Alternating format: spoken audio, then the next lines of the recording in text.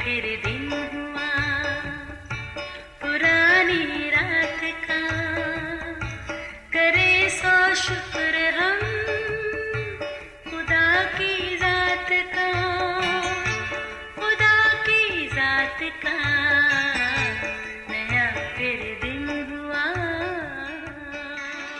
आज की आयत। मैं इसलिए आया कि वो ज़िंदगी पाएँ और कसरत से पाएँ। यूहन्ना 10 बाब 10वीं आयत। अजीज़ों, खुदा की पहली बसाई बस्ती यानी बाग़े अदन का माहौल हमेशा खुशगवार ही रहता। इस बस्ती के मकीन आदम और हवा दिन भर खूबसूरत बाग में आज़ादी से घूमते फिरते, इसकी निगरानी करते, अपनी पसंद के ताज़ा फल खाते, चरिंद परिंद बिना ज़र्र पहुँचाए इनके आसपास घूमते और फिर ठंडे वक्त दोनों अपने खालिक से मुलाकात भी करते। मगर ये अमन और सुकून और मेल मिलाप के सिलसिले ज़्यादा देर बरकरार न रह सके, क्योंकि खुद खुदा की रफ़ाकत से निकाले गए इब्लीस को ये सब कुछ गवारा नहीं था।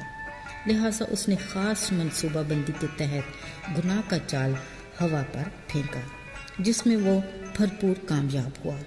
इसके बाद से ही माहौल में ख़राबी आई, हालात बिगड़ गए, फितरत में इंतशार पैदा हुआ। खैर, बाग तो अपनी जगह बरकरार रहा, मगर इसके मकीनों यानी आदम और हवा को वहाँ से निकाल दिया गया।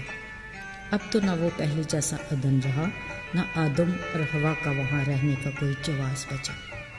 याद कीजिए, ये वही आदम और हवा हैं जिनको खुद खालिक खुदा ने बरकत दी और कहा था, फलो बढ़ो और ज़मीन को मामूर और महकूम करो।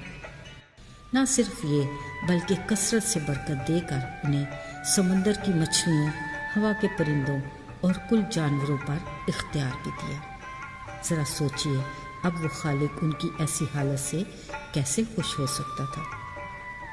एक दिन यीशु अपनी ज़मीनी ज़िंदगी के दौरान यरूशलेम की हैकल आए।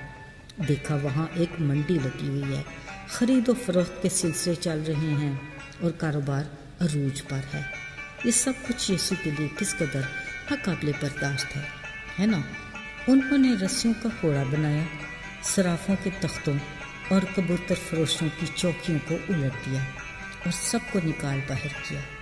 कहा, मेरे बाप का घर सब कौमों के लिए दुआ का घर है, मगर तुमने उसे डाकुओं की खो बना दिया। अजीज़ों, दुआ के घर का नाजायज़ इस्तेमाल यीशु के लिए किस कदर तकलीफ़ दे था। ये तो वो जगह है जहाँ आसमानी बाप खुदा अपने लोगों को कसरत की ज़िंदगी की खुशी और बेशुमार नेमतें अता करता है। अजीज़ों, बिलाशुबा दुनिया की हर शय एक ख़ास मकसद से बनाई गई। जब वो अपने बनाए गए मकसद को पूरा करती है तो बनाने वाले को खुशी होती है।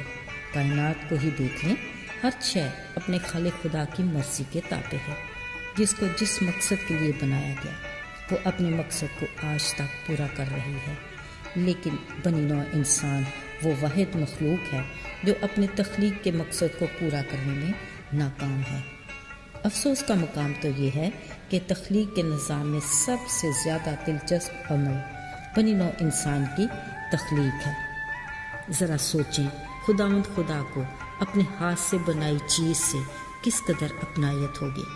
ना सिर्फ अपनी सूरत और शबीह दी, बल्कि अपना दम भी फूंका। फिर भला ऐसी ख़ास तख्लीक बिना मकसद कैसे हो सकती है। अजीज़ों, इंसान की तख्लीक का मकसद ना सिर्फ आसमानी बाप खुदा से रफ़ाकत थी जो बाग़े अदन में देखने को मिली, बल्कि उसने इस इंसान को अपने नाम के जलाल का वसीला भी बनाया। ऐसी हैसियत हम इंसानों के लिए कितना बड़ा एजाज़ है। मगर जैसे ही इंसानी ज़िंदगी में गुनाह दाखिल हुआ, उसकी ज़िंदगी से उसकी तख्लीक का मकसद खारिज हो गया। यानी खुदावंद खुदा इंसान को इस हालत में कभी छोड़ना नहीं चाहता था। लिहाजा उसने हमें गुनाह की मुर्दा हालत से निकाल कर अपने साथ मिलाप और अपने नाम को जलाल देने के मकसद को अपने बेटे यीशु की जान की कुर्बानी देकर दोबारा बहाल किया। उसने कहा, तुमने नहीं बल्कि मैंने तुम्हें चुन लिया।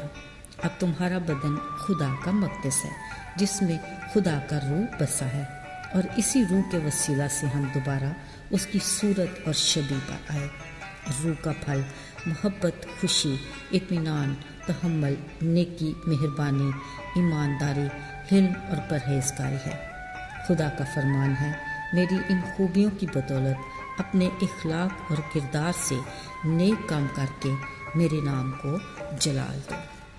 عزیزو، یہ نہ بھولیں، ہم جو مسیح میں ہیں، ہمارا بدن خدا کا مقدس ہے جس میں اس کا روح بسا ہے۔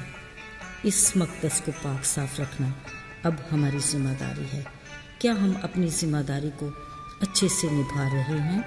عزیزو، شاید ہم یہ سوچ رہے ہیں کہ خدا نے تو خود ہمیں آزاد مرضی جینے کا حق دیا ہے۔ بلا شبہ ایسا ہی ہے، مگر یاد رہے آزادی کی ایک حد ہوتی ہے۔ اگر یہ لائن کراس ہو جائے تو آزادی بھی خطرے میں پڑ جاتی ہے۔ گویا آزادی کی حد کو توڑ دینے کے بعد ایک لمبی قید ہمارا مقدر بن جاتی ہے، یعنی ایک بدی کے بعد دوسری بدی، اور اس طرح کے سلسلے شروع ہو جاتے ہیں۔ ان خطروں سے بچنے کے لیے خدا کا کلام ہمیں خبردار کرتا ہے۔ خود کو آزاد جانو، مگر اس آزادی کو بدی کا پردہ نہ بناؤ، بلکہ اپنے آپ کو خدا کے بندے جانو۔ آئیے دعا کریں۔ آئے خدا، ہمیں اپنے بڑے فضل سے توفیق دے کہ ہم تیری رفاقت میں آگے بڑھیں اور تیری دی ہوئی کثرت کی زندگی میں دوسروں کو شامل کر کے اس کے نام کو جلال دیں، تاکہ ہم اپنے خالق خدا کی مرضی کے مطابق اپنی تخلیق کے مقصد کو پورا کر سکیں۔ یسوع کے نام سے مانگتے ہیں، آمین۔